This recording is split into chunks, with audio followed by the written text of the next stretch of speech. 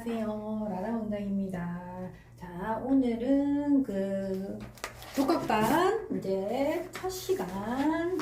자, 첫 시간 제가 이론 수업을 들어갈 거라고 지난번에 OT 때 말씀드렸고요. 그래서 오늘 그렇게 수업이 진행될 건데, 자, 오늘은 가장 기본적인 거를 배운다고 보시면 돼요. 뭐 어려운 부분은 아니니까 그냥 귀로 술술 들어주시고, 모르는 부분은 유튜브 확대하셔서 글 한번 읽어보시는 것도 참고되실 거고, 뭐 인터넷만 쳐도 뭐 나오는 그런 것들일 거예요. 근데 이제 제가 이런 것들은 언급을 하고 진행을 하는 게 많기 때문에 반영구 화장이란 정의에 대해서 한번 설명을 드릴게요. 정의 뭐 이런 개념 이런 거 정말 싫지만 우리가 알아야만 반영구라는 그 접근하기가 쉽기 때문에 반영구는 문신처럼 평생 가는 게 아니라 쉽게 지워져요. 쉽게라는 것보다는 뭐 한 1, 2년, 짧게는 1년 미만으로 지워지면서 시간이 지나면서 지워지는 화장으로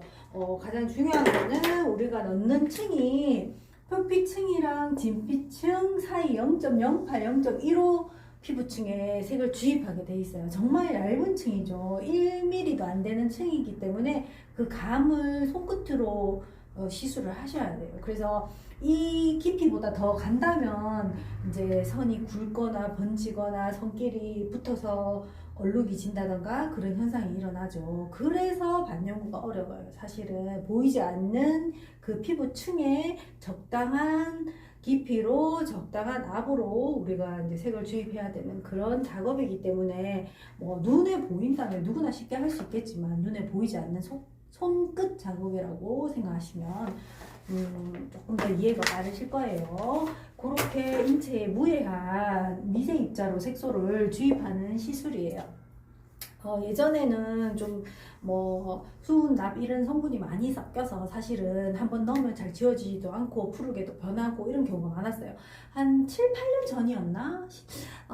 뉴스에 한번 뭐 색소, 수은, 납이 정말 많이 섞였다, 인체에 유해한 게 너무 많다, 발암물질이 있다, 뭐 이런 뉴스도 한번 크게 났었거든요. 그 이후로 많은 색소들이 업그레이드가 다 됐어요. 좀 안정적이고 그리고 인체에 무해하게 나오고 인체에 남아서 뭐 이렇게 변형을 일으킨다던가 이런 게 확 줄고 될 수 있으면 이제 인증 색소를 많이 쓰시니까 그런 거는 믿고 하셔도 무방할 거라 생각하고요. 그리고 우리가 제일 먼저 알아야 되는 게 이제 정의를 한번 알았다면 그 다음에 알아야 되는 게 어떤 사람을 반영구를 해야 되는지 어떤 사람은 안 해야 되는지가 가장 중요해요. 이거는 우리가 기본적으로 알고 대처를 해야 되기 때문에 반영구 화장 시술을 금기할 사람이 있어요. 이런 사람들을 꼭 이제 미리 체크하셔서 뭐 심장병 갑자기 하다가 이렇게 너무 긴장을 해서 뭐 숨을 제대로 못 쉰다던가 뭐 그런 분도 있을 수 있기 때문에 심장이 약하신 분 사실은 뭐 그렇게까지 하는 분은 없지만 그래도 만에 하나 그죠? 큰 일이 벌어지기 전에 우리가 항상 예방해야 되는 차원이기 때문에 아주 작은 일이라도 항상 조심하시고 원장님들 피해 없으시도록 해야 되기 때문에 그렇게 심장병 있는 경우 그리고 당뇨 있으신 분 당뇨 같은 경우에는 피부에 상처가 나면 빨리 일반인들보다 이렇게 재생도 어렵고 지혈도 어렵거든요. 그래서 그런 거 피해 주시고 혈액 질환 같은 경우는 이제 뭐 혈액 응고도 좀 어렵고 그리고 멈추는 것도 어려워. 사실은 반영구 시술 자체가 피가 안 나야 되는 작업이에요. 피가 나더라도 우리가 나뭇가지에 싹 끓이고 나면 핑크빛으로 한 줄 쫙 올라오는 정도여야 되는데 이게 초보 원장님들이나 압 조절을 못 하시는 분은 피가 정말 뚝뚝뚝 떨어지는 경우가 우리 고객님들 말씀하시는데 있다고 하시더라고요. 그래서 그런 경우는 이제 있을 수도 있으니까 우리가 혈액 질환이 있으신 분, 뭐 아무래도 혈관을 확장해주는 약을 드시는 분들도 있거든요. 혈관이 좀 막히신 분들, 그런 분들은 혈관 확장제를 드시기 때문에 아무래도 이제 응고가 좀 어렵고 혈류량이 이제 충분하게 이제 흘러야 되기 때문에 혈관이 다 이렇게 넓어져 있다고 보시면 돼요. 그래서 눈썹에 혹시나 출혈이 일어날 경우 출혈이 잘 멈추지 않을 수 있다는 거, 그런 거 꼭 알아두시고요. 피부암 같은 경우는, 피부암은 이제 우리가 다양한 그런 것들이 있기 때문에 이런 것도 병원에 꼭 여쭤보시고 하고, 알레르기 피부 같은 경우는 우리가 화장품에 알레르기가 있어서 반영구를 이제 하시러 오시는 경우가 간혹 계신데요. 그 화장품에 알레르기가 있다면 혹시 모를 색소에도 알러지 반응을 일으킬 수도 있기 때문에 그런 분들은 뭐 귀 뒤에나 여기 여기 한번 테스트 한번 해 보시고 하시는 것도 좋고요. 그리고 저는 아직 그런 분을 다행히 못 만났어요. 못 만났고, 저는 어떤 분을 만났냐면 이제 1차 무통 크림에 알러지가 있는 분을 만났는데 진짜 눈에 보이도록 갑자기 확 붓는 느낌이 제가 들었기 때문에 빠른 조치를 통해서 잘 처리를 했고, 그런 분 또한 이제 그 무통으로 처리하는 방법이 있어요. 혹시나 궁금하신 분들은 인스타그램에 이제 보시면 거기에 대한 피드가 있으니까 한번 참고해 주시고, 아니면 저한테 DM 주시면 제가 또 자세한 답변을 좀 드리도록 할게요. 여기서 공공하게 다루기는 좀 그래서 알러지 반응이 있는 분들, 이런 분들 조심하시고, 그 다음에 가장 중요한 이제 켈로이드 피부, 켈로이드 피부 같은 경우는 우리가 꼭 좀 많이 정확하게 알아둬야 되는데, 이 이제 상처에 그냥 알면 이제 자연스럽게 이렇게 없어져야 되는데, 이 상처가 볼록하게 이렇게 튀어나와요. 피부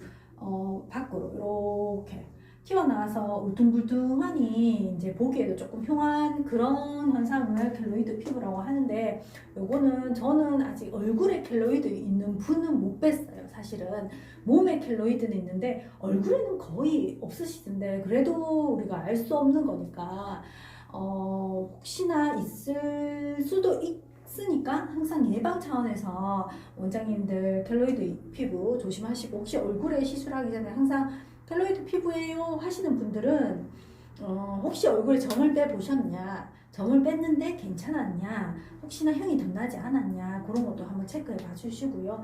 근데 켈로이드 피부는 저는 그냥 될 수 있으면 패스하는 편이에요. 혹시나 모르니까. 본인이 괜찮다, 나는 병원에서 괜찮다 했다 하시면 시술 가능할 것 같고요. 눈썹 모를 이식하신 분들, 요즘 머리 뒤쪽에 뽑아서 이제 그 모를 눈썹에 이식하시는 분들이 있는데, 그런 이식하신 분들은 병원에 가셔서 꼭 이제 그 밀도를 채우려고 하시는 분들이 간혹 계시거든요. 그래서 여쭤보고 언제쯤 가능하냐, 그런 거 꼭 여쭤보고 오셔라 이렇게 말씀해 주시고, 그 다음에 또 요거는 거상 수술이랑 안검하수 그 수술하신 분 있죠. 눈 이렇게 좀 처진 눈 이렇게 올리는 그런 수술인데, 요 수술은 사실은 뭐가 문제냐면 눈썹 주위에 흉을 커버하기 위해서 이제 반영구를 하시러 오시는 분들이 많으시거든요. 근데 거상수술이나 안검하수 같은 경우는 눈썹 시술이 들어가는 그 부위에 많이들 상처가 나 있어요. 그래서 이 상처는 저는 기본적으로 색다른 재생을 하고 좀 아물면 오셔라 이렇게 말씀을 드리긴 하는데, 사람 피부마다 다 다르기 때문에 좀 더딘 사람들이 있거든요, 재생이. 그런 분들은 이제 직접 한번 보고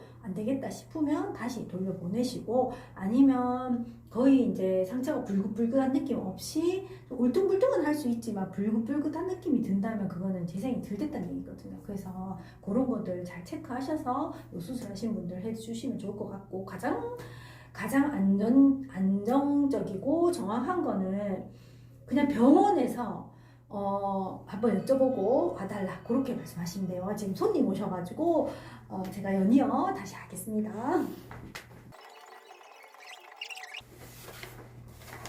이렇게 이제 다 하고 이제 해가 져버렸어요. 제가 점심 때 잠깐 시작했는데 이제 중간중간에 고객님들 응대하고 하다 보니까 해가 졌어요. 그래서 해가 져도 할 건 해야 되니까 이렇게 이제 거상수술까지 안검하수하고 이런 주의사항에 한번 언급을 했고, 그 다음에는 이제 그 반영구 화장을 시술할 시 주의사항이 또 있거든요. 그거를 제가 설명을 한번 드리도록 할게요. 이거를 좀 지우고, 아무래도 제가 교육을 이렇게 유튜브를 시간을 들여서 찍게 되면 사실 제가 꾸준히 하기가 좀 그렇잖아요. 그래서 저는 이제 틈틈이 시간 날 때마다 이렇게 교육처럼 진짜 리얼 교육처럼 그냥 해드릴 거예요. 그러니까 뭐 딱히 제가 유튜브를 목적으로 이렇게 벼르고 한다는 그런 생각보다는 그냥 자연스럽게 그냥 배우시는 분도 부담 없이 자연스럽게 서로 그런 느낌으로 하면 좋을 것 같아요. 중간에 꺼서 그렇긴 하지만 그래도 뭐 제가 영상 편집을 잘해서 올릴게요. 자, 이렇게 우리가 이제 마지막으로 이론 오늘 이번 시간 마지막으로 반영구 화장 시 주의사항을 요구하는 경우가 있어요. 반영구 주의사항. 요거는 이제 시술할 때 이런 처음에는 이제 우리가 최대한 아프게 고객님들의 만족도를 높여야 되는 작업인데 고객님들이 좀 통증을 요하시는 경우가 있는데 그럴 때가 뭐냐 하면 이제 우리 여자들 생리기간일 때 이럴 때는 조금 피해 주시면 좋죠. 뭐 어쩔 수 없는 시간이라면 조금 더 신경 써서 보통 처리를 해주시는 게 좋고 될 수 있으면 피해서 오시는 게 좋고 그렇죠. 그리고 수유 중일 때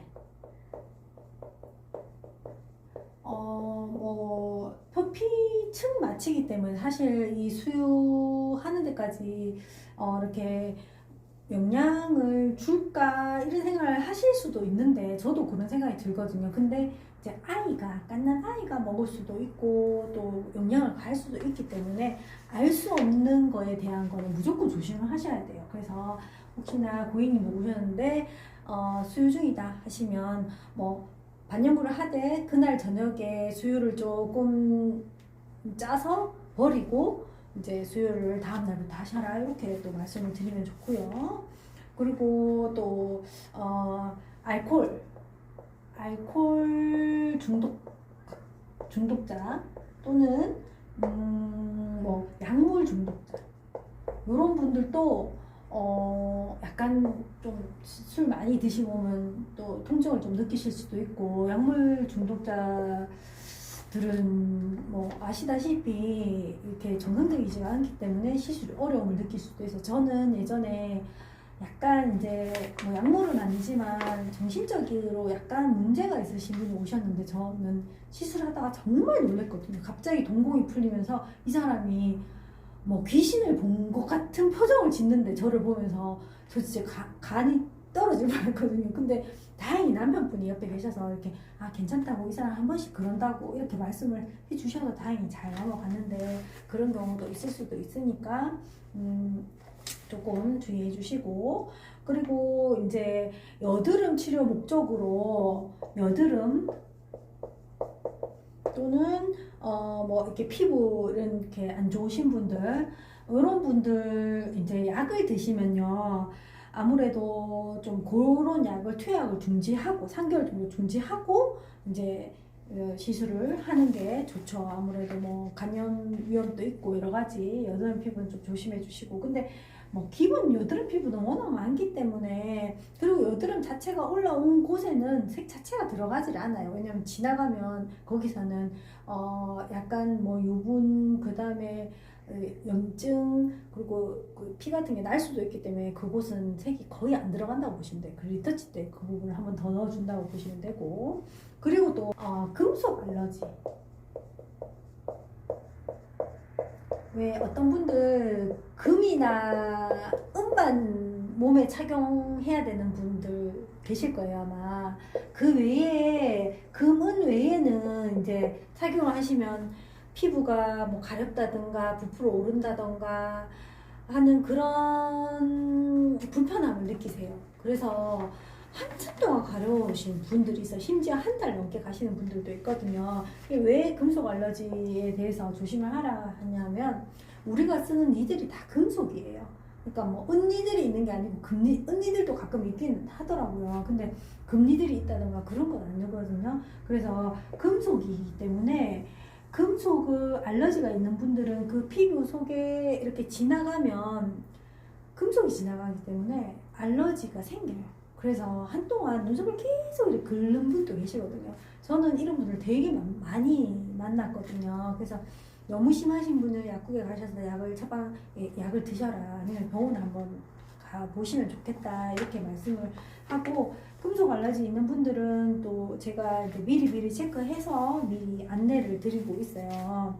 그래서 이런 것들이 사실은 우리가 시술을 하기 전에 다 염두를 좀 하고, 아까 말씀드렸던 그런 부분, 금기하셔야 되는 분들, 그리고 해도 되지만 조심해야 되는 분들, 뭐 여러 가지 그런 것들을 반영구를 하기 전에는 꼭 알아두시고 외워두시고 아니면 뭐 체크해두시고, 그렇게 해서 반영구 했을 때 만족도를 높이고 어떤 피해나 내가 이제 피해를 입어서 보상해 줄 일이 없도록, 사실은 이런 것들을 다 알아야 되는 이유는 사람이기 때문에 실수로 인해서, 서로의 실수로 인해서 결과물이 좋지 않으면 그 책임은 사실 우리가 져야 되거든요.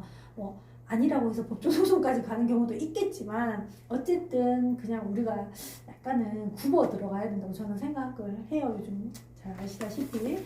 그래서 될 수 있으면 이런 주의사항을 잘 파악을 하시고 그렇게 반영구에 입문하시면 좋을 것 같아요. 그래서 오늘 이론적으로 이렇게 한번 다뤄봤고, 다음 시간은 제가 이제 피부 구조에 대해서 한번 간단하게 설명드리고요. 사실 인터넷 찾아봐도 다 나오는 것들이라서 그리고 뭐 피부 타입에 대해서 한번 설명을 드릴 거예요. 그래서 그런 거 한번 하고, 시간이 되면 색칠까지 제가 한번 설명을 드릴 거고, 여전히 준비물은 없고, 노트 여기저기 쓰지 마시고, A4 용지 사용하지 마시고, 딱 이제 공책 준비하시고, 검정색, 파란색, 빨간색 볼펜 준비하셔서 중요한 거 체크하시고 그렇게 수업에 임해주시면 대단히 감사할 것 같고요. 오늘은 여기까지 제가 할게요. 고생 많으셨고요. 다음 시간에 또 뵙도록 할게요. 제가 틈틈이 이렇게 작업을 해서 올리니까 자주는 업로드를 못하지만 항상 제가 잊지 않고 업로드를 할 예정이고, 그리고 제가 설명드렸던 부분이 다른 원장님하고 다르네, 뭐 이렇게 조금 다를 수도 있고, 그런 거는 이제 조금 염두에 두시고 서로서로 화이팅 하면서 그렇게 하도록 할게요. 감사합니다. 라라 원장이었습니다.